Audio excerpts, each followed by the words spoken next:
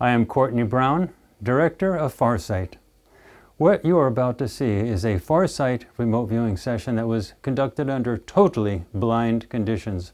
All remote viewers who work at Farsight have exceptional levels of training, and they all have long public track records that can attest to both their skill, accuracy, and training.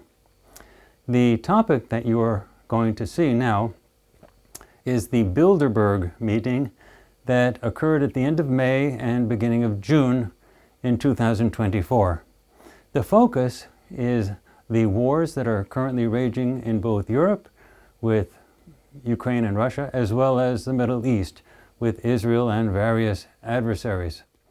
The interest in this particular topic is those people who are among the elite, whether they have interests that are truly aligned towards peace, or whether they also have conflicting interests that are encouraging both expansion and continuation of conflict. I ask only that you watch this remote viewing session with an open mind.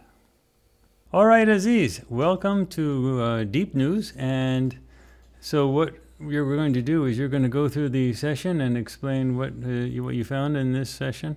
And then after you do that, I will tell you what the target is. And but just to be clear for the audience, you don't know anything about the target or the nature of the project at the current time. Is that right? I got no idea. All right. So why don't you just begin by starting to talk about your session. Why don't we go with your first pass through A through D and just it's your page 4, and then take it over. Okay. So basically I started off with hard, level, immediate topography at the base surface. There were tall things that were adjacent. I sort of figured out that they were structures. It felt like an urban environment. Multiple subjects, tannish hues, odd smells, sunlight was above me. I deducted a place like Colorado because I just thought I saw a mountain in the distance, but it just seemed like a natural environment I was seeing mixed with tan and brownish and greenish hues. Anyway, the other things that I was seeing, just visuals that were appearing across my awareness, were a subject walking on the base surface, a structure, multiple subjects indoors, subjects with formal attire speaking to other subjects in formal attire, 2 subjects specifically who were indoors speaking that way.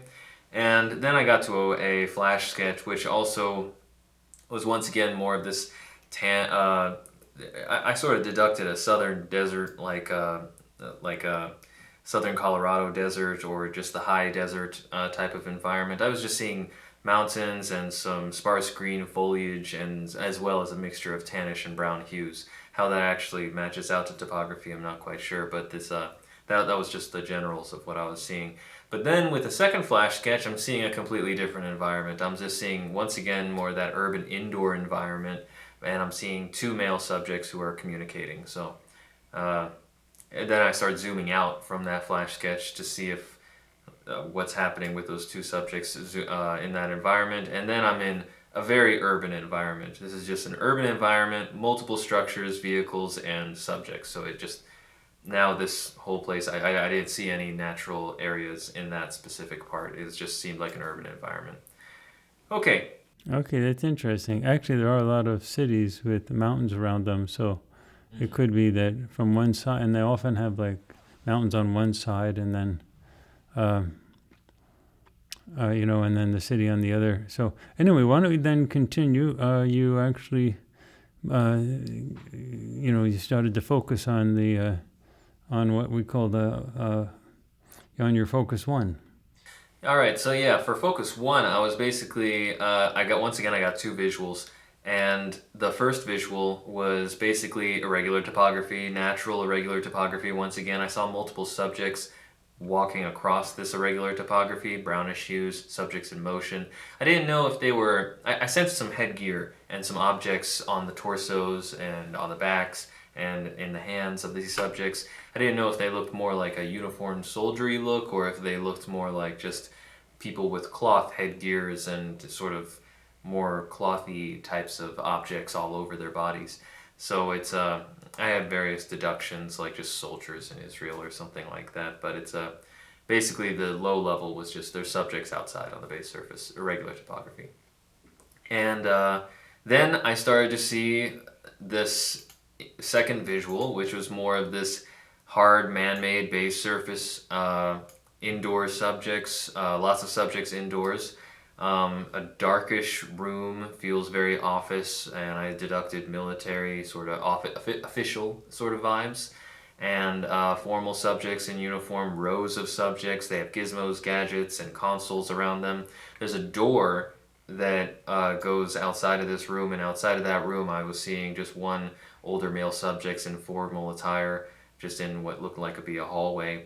And moving to the central target subjects within Focus 1, once again, I'm seeing this subject that seems like the dominant focus of my perspective, and that is an older male subject. I do not, I got the feeling that maybe he had glasses on, but I was unsure. Formal attire, seems like he was around a bunch of other subjects that seem to be talking. I'm seeing like strategic, political, sort of managing population vibe to their conversation. Also, I had this reoccurring theme of military coming in, so I started saying, deducting stuff like Israeli politicians or something like that. And there were other subjects around. So anyway, this group was basically labeled Group W. So that was basically what I got. And then I started to do a collective deep mind probe of Group W. So as I was moving forward through the target, I'm jumping into their collective consciousness, and here I'm seeing the idea, the concept of moving a group of subjects out of a region. Military force seems like a theme here, and more accurately, it's like moving subjects out with military force seems like a card to play for them. But it seems like there's a lot of focus on discussing more clever and subversive methods of migrating subjects out of this area. It feels like a process of adding controlled pressure to a population, and it's like I'm seeing it from multiple angles, like manipulating them into states of stress. And it seems like they don't have a clear solution, but they do hope that adding this stress will act as it's like a pressure cooker.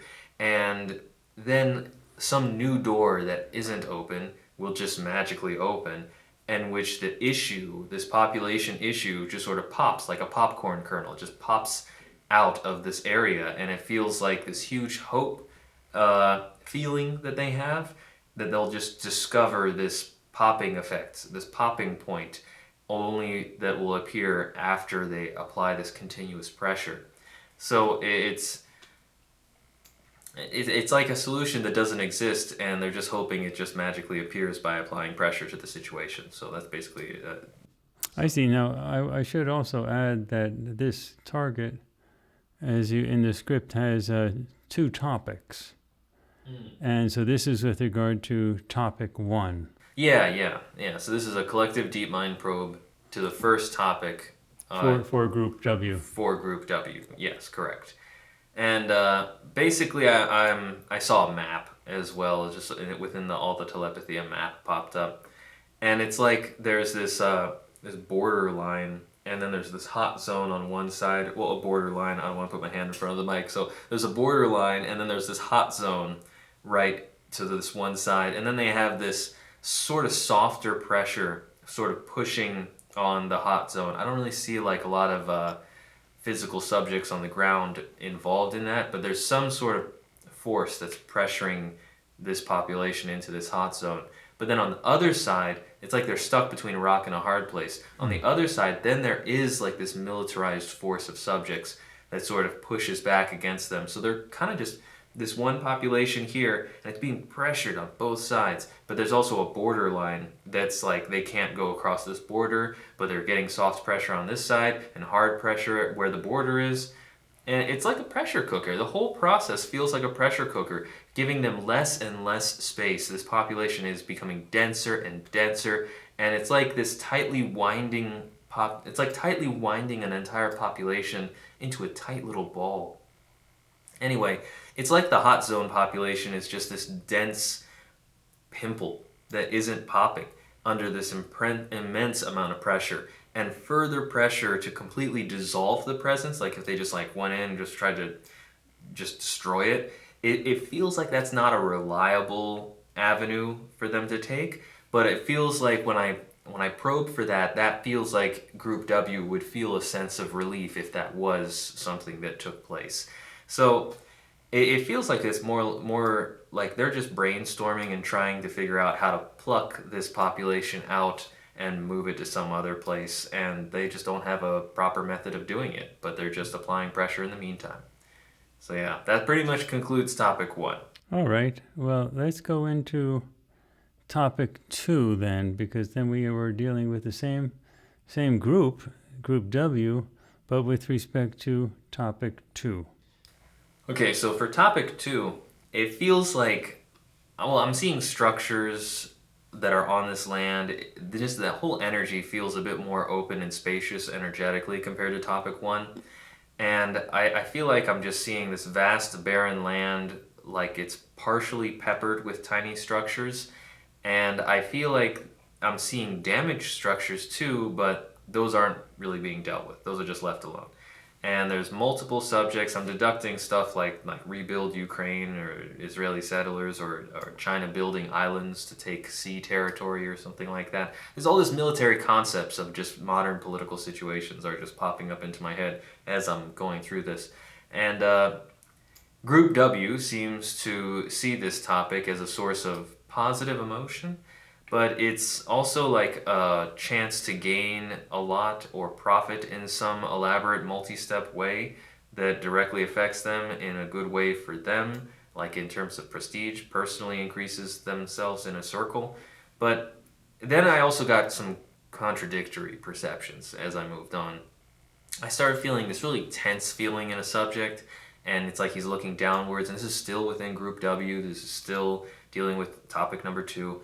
And it just feels like I'm getting a sense of a chessboard or like a game, and one piece on the board is put into dire straits. And it doesn't feel like a complete loss for the game for Group W, but rather a loss in an unexpected show of force that this opponent group sort of stuck a strike into a sensitive yet important part of Group W's side or operation.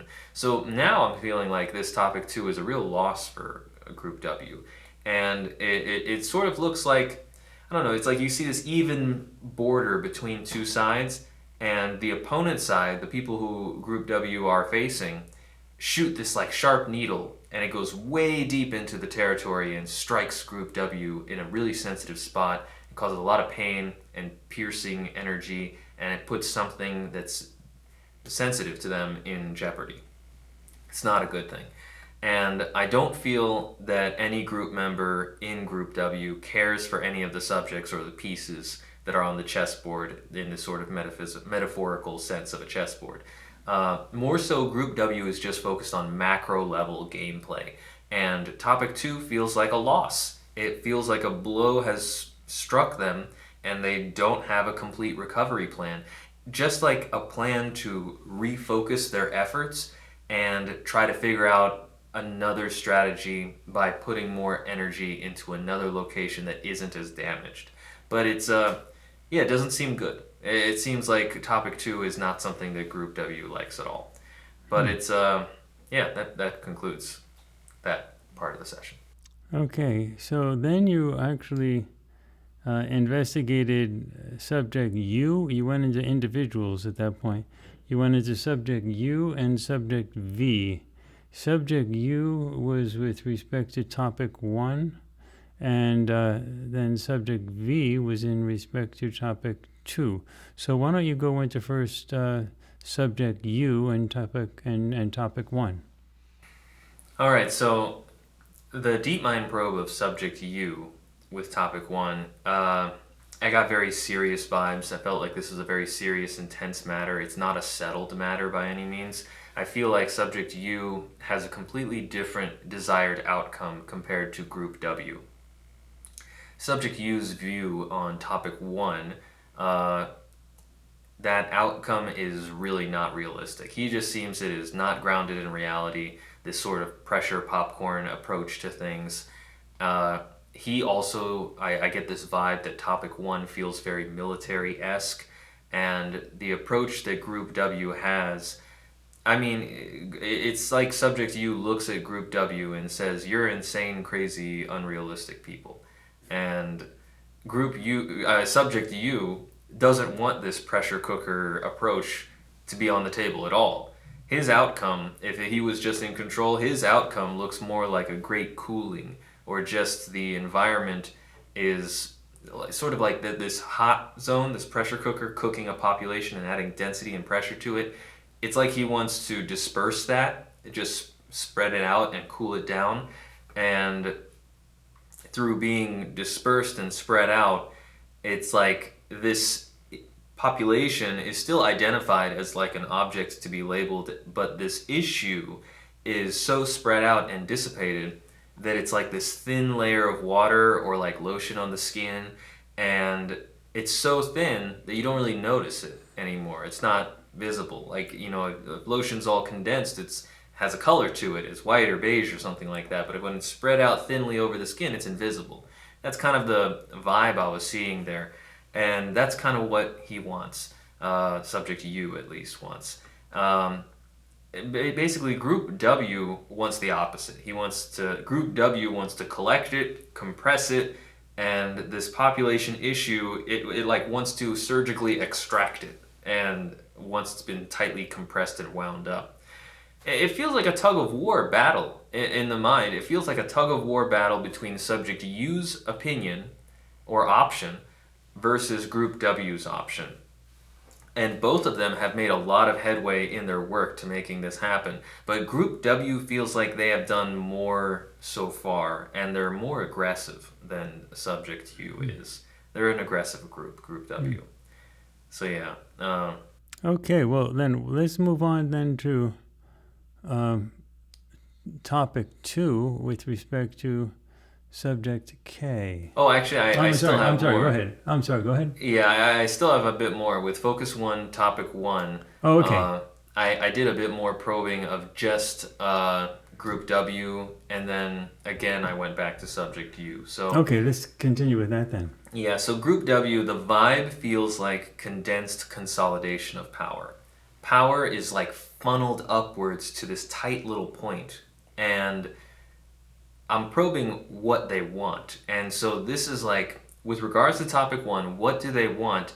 It's like I'm getting this diagram of like all this avenues of power, and it all funnels up like a pyramid, like all the way up to the tippy top of this pyramid. And it's like, or like a pyramid scheme, like that diagram. But then I start probing for how much power and influence does Group W actually have, and it feels like their power level is less than I expected. I expected that maybe their bark is bigger than their bite, but I expected their power level to be a little higher than what I was sensing. And I also started to think maybe it's just remarkably condensed into this like iron pillar that is like this pillar of power. It's just the word condensed energy is like, that is like their ethos. It's like to condense all of power to this single point, and that's just like how their system is. And it's like this pillar of iron power has a lot of reach and a lot of influence that's very far away from it, so it's very widespread, but condensing their force into this one mighty giant tower or pillar feels like their identification style. It's like their trademark method of governance, but it's different. Anyway, Subject U does not have this type of vibe. This vibe for Subject U feels like there's like these multitude of nexus points or nodes of power across like a network, and there's like a large portion of the activity that defines this space is less centralized. So it's like this multi-nodal network, and some nodes have more power than other nodes. So there are points of more control, but it's not like this iron single node system where everything just goes to the one node. It's like, it's more decentralized. I mean, it's not like all the nodes are equal. There's definitely nodes like capital nodes, but it's that's just sort of how the power is sort of divvied up. It's how it's sort of dispersed amongst a larger surface. And when I probe how much power and influence subject U have, and sorry, that network that I just mentioned, that's what subject U wants. That's what subject U wants with regards to topic 1. This multinodal cooperative network. And when I start probing how much power and influence subject U actually has, subject U does not feel as powerful as group W alone.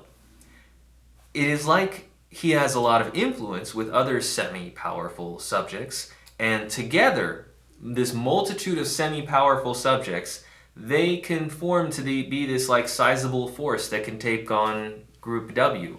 And it's like they have this thing that through teamwork they can compete with bigger fish like group W. And I deducted BRICS, like Brazil, Russia, India, China, South Africa. I deducted that because of this whole like network of teamwork makes them a bigger fish and they can fight with the other big fish. But it's anyway, it's that's how it is. And now I can move on to topic 2. Okay, so now we move on to topic 2 and really group W and subject K. All right, so focus 1, topic 2. When I'm probing what do they want, I'm looking at group W and what does group W want with topic 2. And the feeling first is it's a weird feeling. It feels like they want the concept of vacancy. And that doesn't really make sense to me. I don't really get how that fits into what's been going on. So I don't know what to say about that. I'm just getting that word, that the energy, the feeling of vacancy. They want that. And I feel like there's some development on the fringe areas of this vacant space, but I feel like it's minor, and I just see multiple structures popping up in new areas, not subjects, structures, and it feels like their pillar of power, that like single node, it like shines this red hue aura over this entire area, and I can't make heads or tails of what's being done here, but it just seems like this whole area is covered by their aura, which feels very red. And it's very close, this area is very close in proximity to their pillar of power. And how much power does group W have with regards to the topic 2? I feel like this feels like they have less power and control than with topic 1. Their red aura still shines here, but it is faded and not completely covering this space. It feels like topic 2 kind of got away from them. It just feels like it leaked out. It got away. They still have like some tendrils onto it, but it's not in their grasp. So then I moved on to subject K, and probing what does subject K want with regards to topic 2. First thing I'm getting is this telepathic visual of like this jagged barrier or border dividing two spaces, and it's like that jagged space, this territory, is like an installation of a force that does some big work.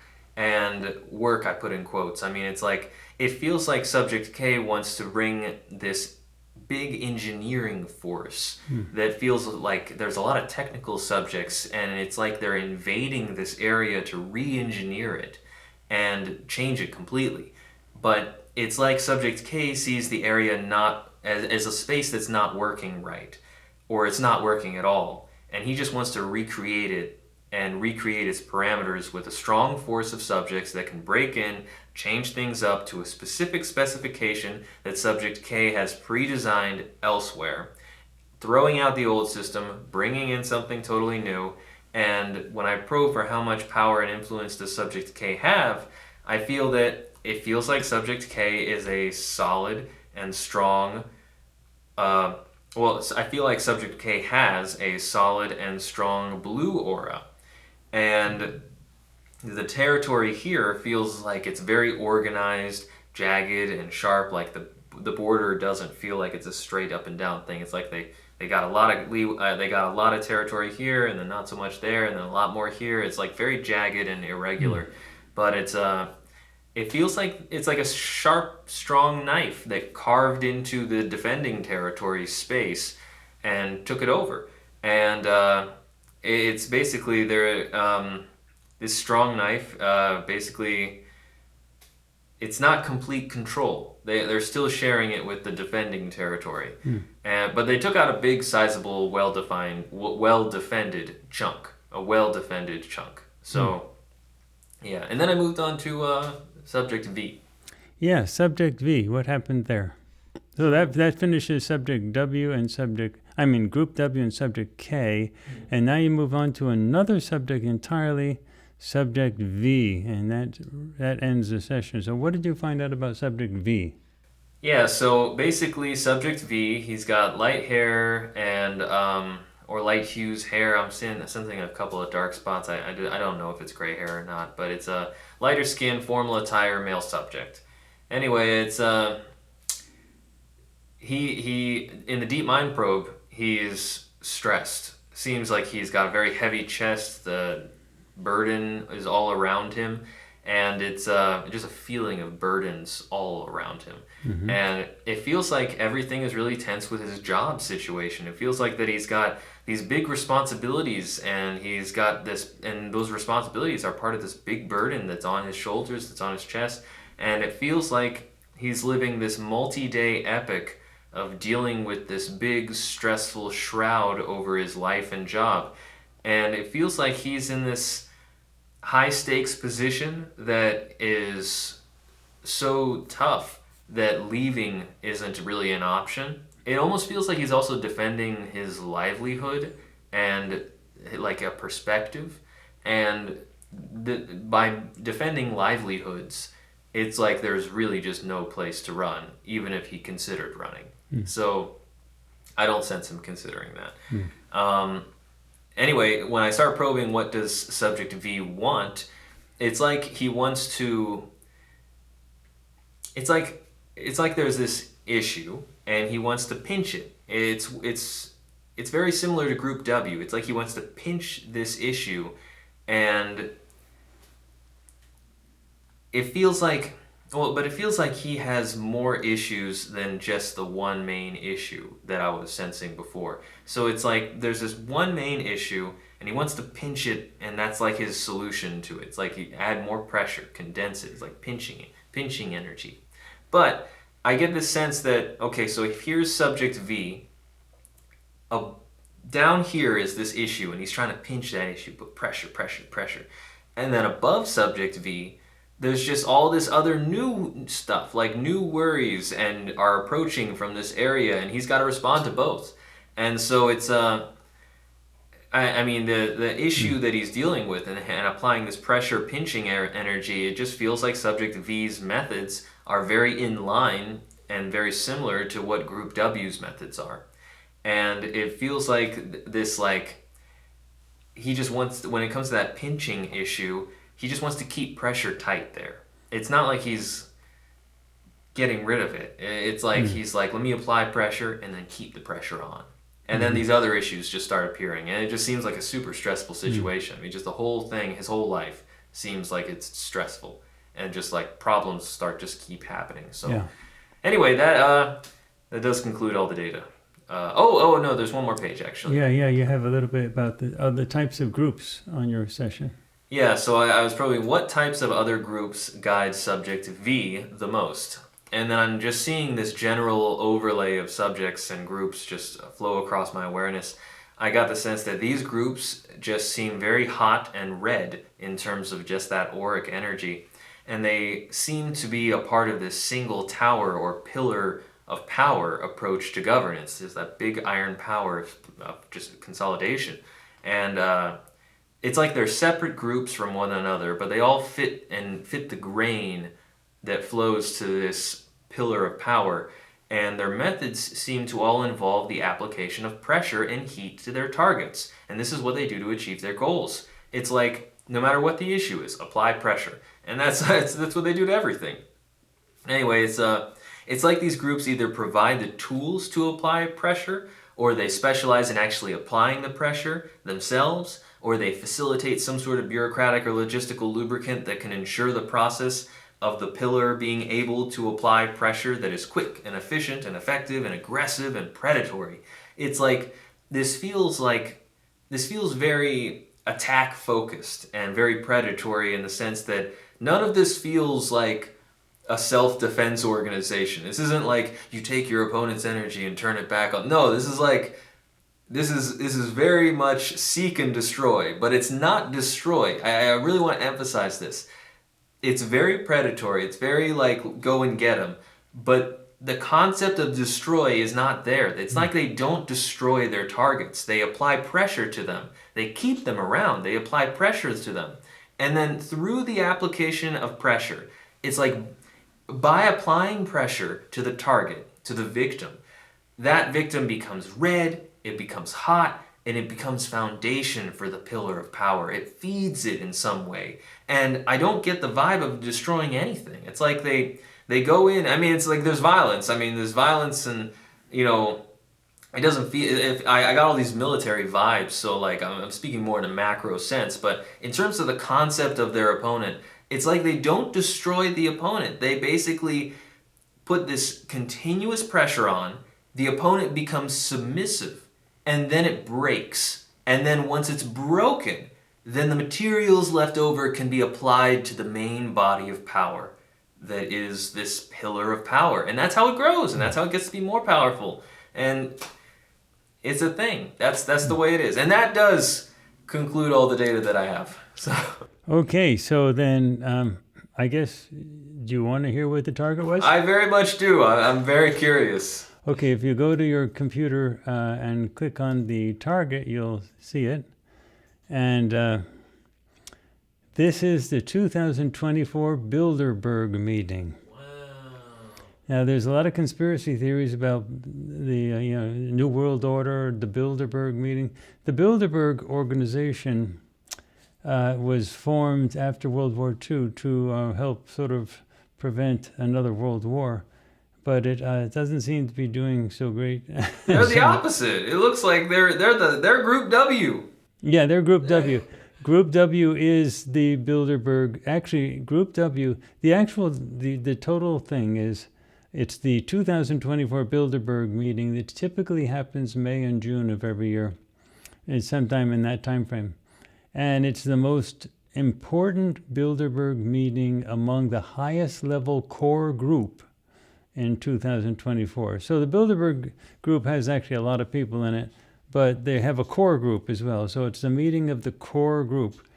And the Group W is the highest level Bilderberg core group. These guys are awful. Oh, yeah. They don't meet in Georgia, do they? There's some. No, they don't. They typically don't meet in Georgia. But let me just go through the topics. Topic 1 was the Ukraine-Russian conflict. Meaning, they were focusing on the Bilderberg. How was their feelings about what's going on in Ukraine and Russia? Topic 2 is the Israeli-Gaza Middle East conflict. So they had these two major conflicts going on, Russia, Ukraine, topic 1, and then topic 2, Israeli-Gaza Middle East conflict. And those are two major things. And the Bilderberg sort of original purpose is to sort of prevent another world war going on.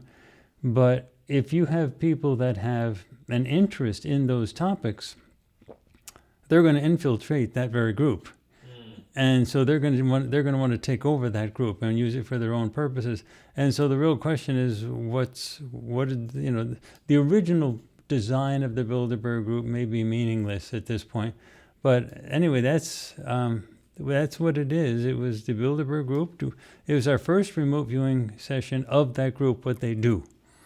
And now the subjects. You had a subject U. Now the subject U is the most influential and highest level person within Group W, that's within the Bilderberg core group, that is focused on the Russian-Ukraine war. Okay? So he seems like the least evil of the evil people. And subject K is the most influential and highest level person within Group W, which is the Bilderberg group, focused on the Israeli-Gaza Middle East conflict. I'm assuming that there would be different people that would be pushing for different conflicts. And so there'd be the highest level subject focusing on the Ukraine-Russian conflict, and then the highest level subject focusing on the Israeli-Gaza Middle East. And you had one other subject you looked at. That was subject V. Now, subject V is the subject interacting with group W, who has the most interest or most to gain from having the Ukraine and Middle East conflicts expand or continue. And your stuff was fascinating with regard to subject V. It was clear that subject V and, the last thing was with subject V was what types of groups guide subject V the most. It was quite clear that they don't want any of these areas to be destroyed. They just want pressure to go on these areas, beat them up, but then they have to survive to live another day. If they get destroyed, then the conflicts end. Yeah, that's true. So subject V was the subject inside group W, or within interacting with group W, has the most to gain for having those conflicts expand or continue. Now, subject U, was he the one that I said with the great cooling? Like he wanted things to cool down in Ukraine, I guess? Subject U, well, this is the subject that was the most influential with respect to the Ukraine-Russia conflict.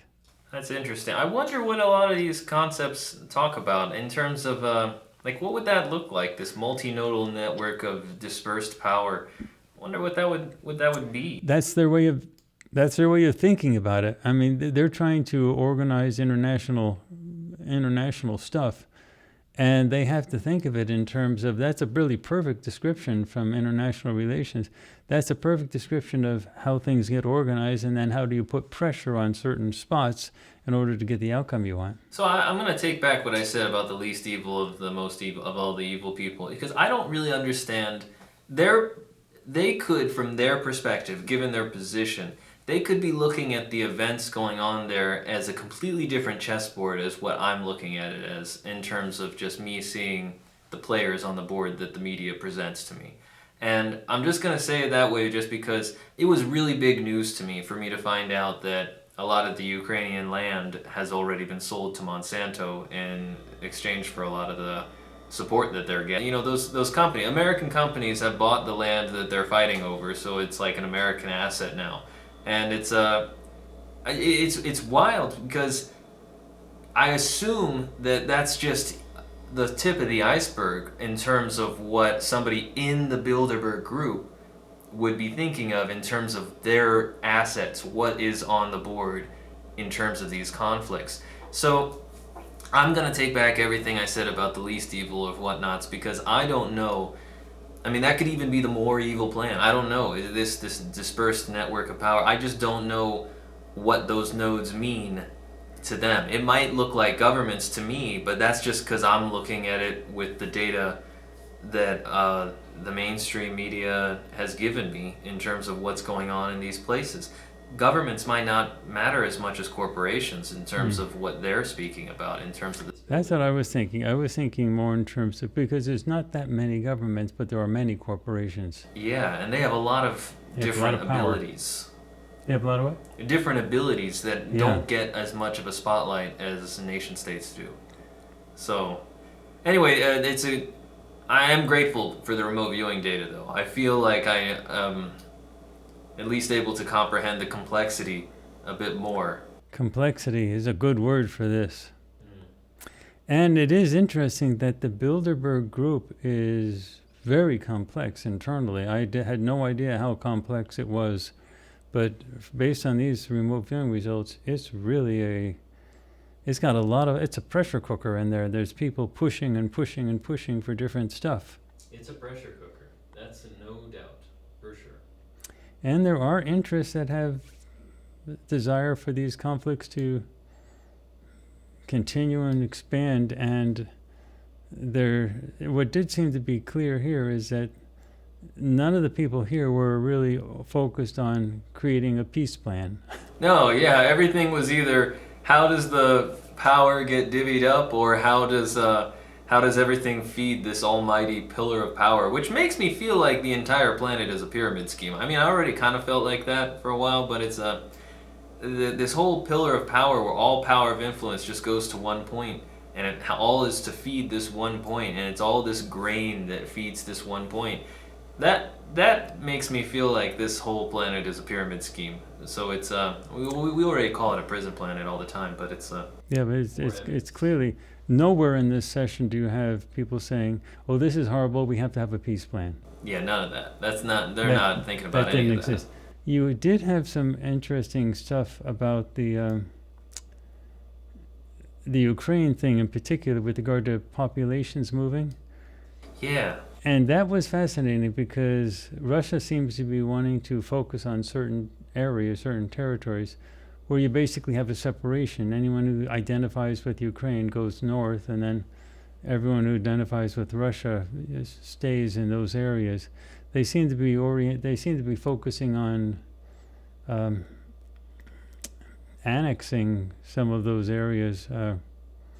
So and sort of population shifting, and I can see that this Bilderberg group is going along with that idea of you're not going to defeat either side, and what you're going to do is you're going to have a change in a movement of the populations, sorting things out. That's what I was picking up from your session. Well, also just to keep it open-ended, looking back at it now that I know the target, I did get a sense of this sort of soft pressure pushing a population on one side, and then this borderline here, Yeah. and then military force on the other side of that borderline.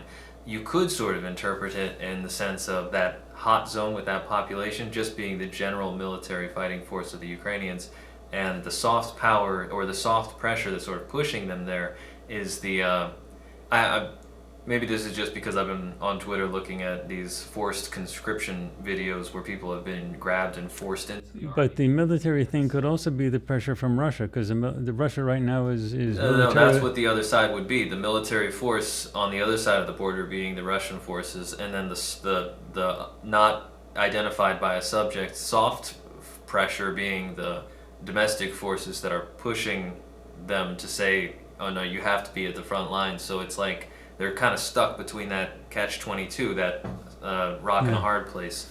So it's But the big take-home message from me when I'm looking at your session is absolutely no one is saying, let's come up with a peace plan. yeah, that's for sure. For either one, for either conflict. For any of it, yeah. I mean, I think if anyone was looking at the Bilderberg group to fix things, They're not fixing it. they're doing the exact opposite of fixing things. Yeah. It looks like they have zero profit, zero desire to fix any of these things going on. So, Well, Aziz, this is a very, very, very complicated and I should mention to the people that you have a master's degree in international relations, so that's probably going to be necessary for people to understand how you were able to get so deep into the networking concepts that you were doing. well, to be honest, I thought that was actually. I thought all the political deductions that I was making were detracting from the session. I mean, I kept on thinking to myself that why am I keeping thinking on political stuff or military stuff? And I kept on trying to write multiple deductions to throw it out of my mind, because when I'm blind in the session, I mean, if I keep on going into this one direction, I'm constantly thinking to myself, oh gosh, what if I'm wrong? What if this has to do with only you can prevent forest fires and it's all about Yellowstone or something like that. So it's like, if I was wrong, I mean, gosh, I would have felt pretty horrible, but it's But it's good for people to realize that someone trained in remote viewing can remote view anything, but they have to be able to understand what they're remote viewing. And because of your background in international relations, you were able to conceptualize the complexities of what was going on. It's important for people to know that. You can remote view anything, but that doesn't mean you understand what you're remote viewing. But with your background in international relations, you brought a tremendous amount of analytical power to the analysis of these perceptions, which I thought was fascinating. well, I appreciate it. Those are kind words, but it's Okay, I well, hope so. Yeah. as we go with our next step of solving the world's and the universe's and the galaxy's problems, we go on to the next one. On to the next one. Thanks.